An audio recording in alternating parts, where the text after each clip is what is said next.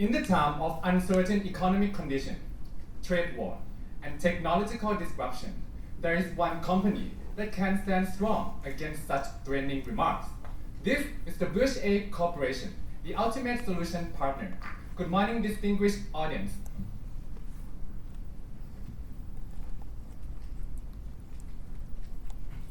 WHA has its 4 integrated hubs that work together as one. Its industrial development business that offers a one-stop service industrial land with utilities, power, and digital solutions provided to the customers for their production processes, coupled with the logistics business that specializes in world-class built-to-suit warehouses and factories, while also getting additional source of income from monetizing and managing its REITs and a property fund. WHA has been outperforming said index for the past 5 years. Today, we issued a strong buy recommendation with the 1-year target price of 4.30 Thai baht per share, implying a 28.2% total stock return. So why buy, you might ask? We have our COMBO combo reasons to further your buying decisions. Let's begin with C, crisis into industry growth. China has been promoting its economy and cooperation with Thailand to run its One Belt, One Road initiative, as China is moving forward to green shift, phasing out polluting industry into digital economy. Plus, trade wars spurred investors to relocate their productions to Southeast Asia, and Thailand is their first choice, as it is the best country to start a business for 2 consecutive years. Also, WHA offers the solution to diversify their portfolios into more stable, with well-adopted infrastructure and manpower. And why Thailand is the great main spot? First, it had the strategic location in the central sub-region. It can reduce time used exporting products to European countries. Second, it had the best infrastructure among countries surrounding China. Third, BOI has launched Thailand Plus package, offering appealing incentives. Lastly, it holds the 21st World Bank's Ease of Doing Business and the 3rd in Southeast Asia. All this drives the growth of industrial estate industry. Moreover, 5G transformation increased the stability of automation, the demand for data storage, and the value of e-commerce market, in which every 1 billion of the value create the demand of 4,000 square meters for warehouses, as well as the demand of water supply in Vietnam drives the growth of utilities industry. So, why does it have to be WHA? This is because of its number 1 position in the industry.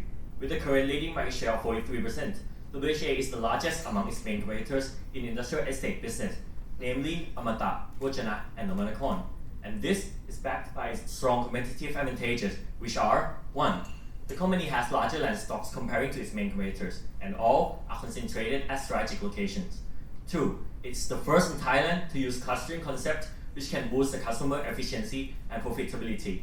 3. It's the number 1 in logistic properties business, supported by a large area under managed and well-known tenants. And comparing to Fraser Property, the main competitor in this business, WHA is better and more specialized in built-to-suit properties. And all the reasons are possible. We can confirm that with our team's company visits. And what's next for WHA? The company also has strong strategy to support future growth. Firstly, it is riding technology wave, embraces on the use of disruptive technologies in all of its business hubs, and this is supported by the largest capex spendings among peers. In addition, the company highly emphasizes on strategic partnerships with global and regional players, as well as moving toward digital transformation with 2 world-leading technology companies, Bosch and Crown. And the further growth strategy is through Vietnam expansion, where the company aims to capture a strong growing FDI in Vietnam by investing in industrial estate project in Nghệ An, which is the largest province with the highest growth, as well as invest in Dong River project in Hanoi. And all that we have mentioned are the reasons why we can confirm that WHA will continue to be the number 1 in the industry with the expected market share of 50%. After we see a growth potential, let's take a look at how the company can make a profit from ROE decomposition, beginning with profitability. Firstly, the revenue projection, which has the main growth driver from a deal with Alibaba. And after that, it will grow by the monetization of assets, upcoming industrial estate projects, Jurong River project. And for the three businesses, their growth driver will be related to the upcoming industrial estate projects. And out of this, we increase the proportion of recurring income in the future. Secondly, WHA also has a fully integrated service, along with a transformation plan to be a tax-based company. Overall, it will boost the margin up to be higher than the peer average at 36.6%, and that will increase the net income growth by 9.6% CAGR. Moreover, due to the competitive advantages, it will make the ROIC to be higher than the WACC, indicating that the investments are profitable. Secondly, for the efficiency, WHA also has the best efficiency among peers for using the asset to generate sales. Thirdly, the leverage. During the decreasing trends of interest rate, it will be a room for the company to roll over debt at a low rate, and that will increase the solvency of the company. For all the reasons, it will result in the highest ROE among peers, and then it will gradually reach more down to the peer average. So, after we know that WHA is a good company, is it a good investment? Yes, indeed. Because WHA has many businesses, we apply sum the parts DCF valuation and illustrate it in our pyramid. The bottom part is forecasted using top-down regression to arrive at industrial land sale and pre-leased area before being adjusted with our estimated market share. Then, the revenue and capacity of utilities and power will grow accordingly. The incremental rental properties of REITs and property fund are from the asset monetization of the WHA logistics, and at the same time generating recurring income in the form of management fee and dividend income to the WHA group. The bottom-up betas were calculated based on their corresponding peer groups and arrived at different level betas. Two of the discount rates are expected to gradually decrease toward the target DE ratio of 1. The perpetual growth rate of 2.18% is the revenue-weighted long-term GDP growth rate of Thailand and Vietnam. And we arrived at the target price of 4.30 Thai baht, which represents a 25% upside from the current price. Our sensitivity analysis on terminal discount rate and terminal growth rate also confirm our DCF buy recommendation. To support DCF, we also did a sum of the part relative valuation and statistical approach to mitigate the fact that the company is lack of direct peers, and both methods have shown higher multiple, implying an even higher share price than DCF. Furthermore, the stock is currently traded at the PE level being lower at 1 SD lower than its 8-year historical level, another strong signal for a buy. To stress our analysis, we have done a 70,000 times of Monte Carlo simulation and have seen a 66% chance of a buy. To complete our analysis, we have to take the risk factors into an account. Today, we focus on 3. Firstly, WHA depends greatly on its biggest portion of the customer, the auto and part industry. However, WHA mitigates this risk by making a long-term contract with the customer and making a shift of its concentration to the S-curve industries from the EC project. From our analysis, it takes a decrease of 15% in Thailand annual land sale, and we still have a buy recommendation. Next, as the land price and development costs increase over the time, WHA mitigates this risk by passing the cost to the customer and making a continuous land bank purchase. It takes a decrease of gross margin of land sale to be at the level of 40%, and we still have a buy recommendation. Last, as the company has many floating rate debentures, WHA mitigates this risk by entering into an interest rate swap contract. It takes an increase of 120 basis points in pre-tax cost of debt. And again, we still have a buy recommendation. With 5-star corporate governance scoring, along with the management, especially the CEO, Mr. Ripon, the Business Person of the Year 2019, they can ensure you the leading position in the industry. To sum up our combo, crisis into industry growth, number 1 position, margin expansion, beat the market, and overrated risk. We are issuing a strong buy recommendation with the 1-year target price of 4.30 Thai baht per share at 28.2% total stock return. Ladies and gentlemen, although the price had dropped, but remember, every cloud has a silver lining. Thank you, and the floor is now open for Q&A session.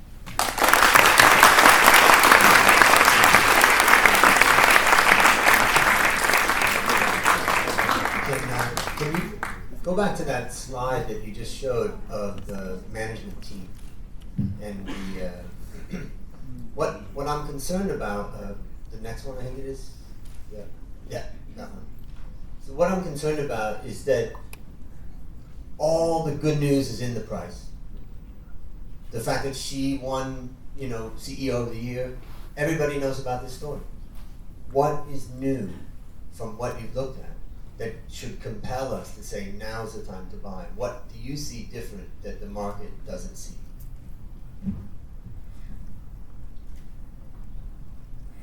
Thank you for the question.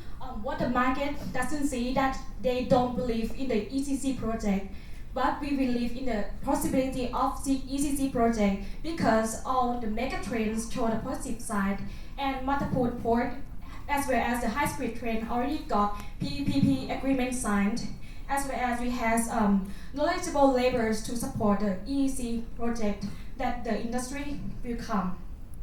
Also, the possibility of Alibaba deal that already delayed, but in the worst case that they cannot sell the Alibaba, we can monetize it into our rates when the occupancy rate reaches 90% due to our assumption. Go back to your cluster strategy. Could you explain that how the cluster strategy could differentiate the WHA from the competitor as well as to enhance the margin and sustainability of the company? How you look at that in terms of a strategy point of view? Thank you for your question. Actually, the cluster strategy is to combine the customers in the same industry within the same geographical area, and this creates the synergy in that industrial estate. And we see that cluster area can drive the revenue growth of the customers in the cluster area, which is comparing to its main competitors. For example, Amata, they also have cluster area, but for WHA, the cluster area is more distinguished and located at different locations. And to add on that, the clustering as industrial estate is proved to improve the customers' revenue CAGR by 1.4% each year, according to the Brookings Institution. However, the cost that can reduce and increase the margin over the time is based mainly on that. For example, if the power plant can use together, the utilities business of the company, WHAUP, can only provide one type of industrial water and share the fixed cost and higher the margin over the time. What makes you confident the margin on land sales will be maintained or improved given the strong Thai baht and your customers, which are big customers? Thank you for your question. Firstly, the strong Thai baht, we have also run the sensitivity analysis and shown that even the increase or decrease of 10% of foreign exchange currency, we still have a buy recommendation. And also, even though the price of the Thai baht depreciating, the company has the main project in Vietnam. However, the company recognized that revenue and reinvest the project back and would not have the translation adjustment. Regarding the increasing land price, the only concern for the company is the cost for industrial estate development cost, which we expect to only increase by 0.6% each year, because it is the construction manufacturing index which we incorporate in our model. Regarding the land price, we think the company can easily pass through the increasing land price in EEC to customer, which means if the cost of land price increase, the company can also increase the selling price to customer. To add on that, in the logistic properties, they also have the bargaining powers with the customers, which is they can increase the price for 5% for every 3 years. That means the growth of revenues will grow faster than the cost of goods sold, which is used 0.6% construction manufacturing index, as my colleague said earlier. So I'm going to ask about Vietnam. It came up quite a few times in your presentation, and you even included in the terminal value when you do the valuations, right? So my question is simple. So the first one is, what is the proportion of the valuation that come from Vietnam business? The second question is that you did a good job convincing us that the WHA is really competitive in Thailand. So the same apply to to Vietnam. Why do you think WHA, as a Thai company, could be equally competitive in Vietnam? Thank you for your question. Firstly, in Vietnam, the company has two main businesses, which is the industrial estate development in Nghệ An and the utilities business, which is the surface water in Hanoi. However, it is shown a very strong growth outlook in the utilities business. Is that the price right now in Hanoi, 30% of the total Hanoi population only can access the total clean area of water. And right now, for answer your question, in 2019, the proportion of the revenue from Vietnam is accounted for 9% and 91% in Thailand. In our total valuation model, it takes a portion of 20% of Vietnam based on the Nghệ An industrial development business from our forecasting period. To add on that, the share price value from Vietnam account for only like 20 to 30%. And we have run sensitivity analysis on removing all of Vietnam project. And what we see is that our recommendation is still a buy. When I looked at one of your slides when you were presenting, it made me ask a question: Is this company really a play on China, like on Chinese investment? And if Chinese investment didn't come as you forecast, how significant is that? Thank you for your question. We have run the sensitivity analysis on EPS, and we expect that without Chinese or even without trade war, the Chinese people will still come anyway, because as the current trend in China is that rising wages, the pollution concern, and also the competitive environment in China. So we expect Chinese people to come out of their countries anyway, and we expect the 50% increase in land sale, and EPS will decrease for only 5%. And we saw in the target price being lower by just 14 star. So that is not so significant.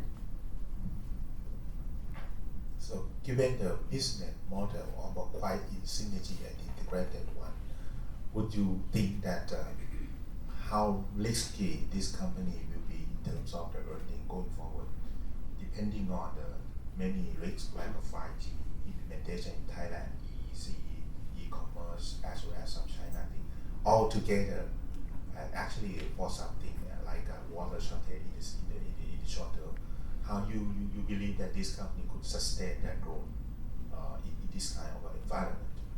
Thank you for your question. Firstly, to answer your question, the company has implemented to be the digital-based company, and it is shown that in the next 5 years, almost 50% of the total GDP will be based on the digital transformation. And the company already integrated all the digital platform, including 5G and IoT technologies, in its logistics properties and the industrial development business.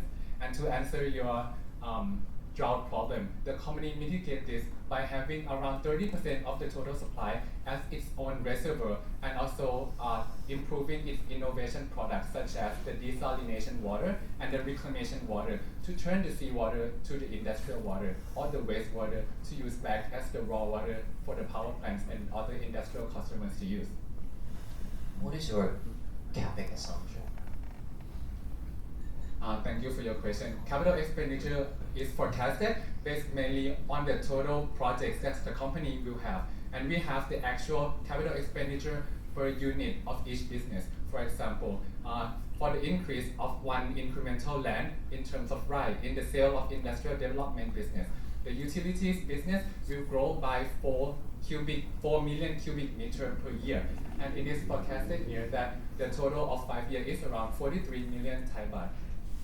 Do you assume asset injection for the funding of this CapEx? Additional sales of asset into the REIT? Yes, we expect the annual monetization of 148,000 square meters per year. At what percentage yield? Sorry? What is the yield for that? The yield we assume around 8 to 10%. 8 or 10%? 8% as base case, the base case. Why is CapEx falling in 23 and 24? Thank you for your question. The total capital expenditure in 2020 to 2023 are mainly proportion of the Vietnam expansion.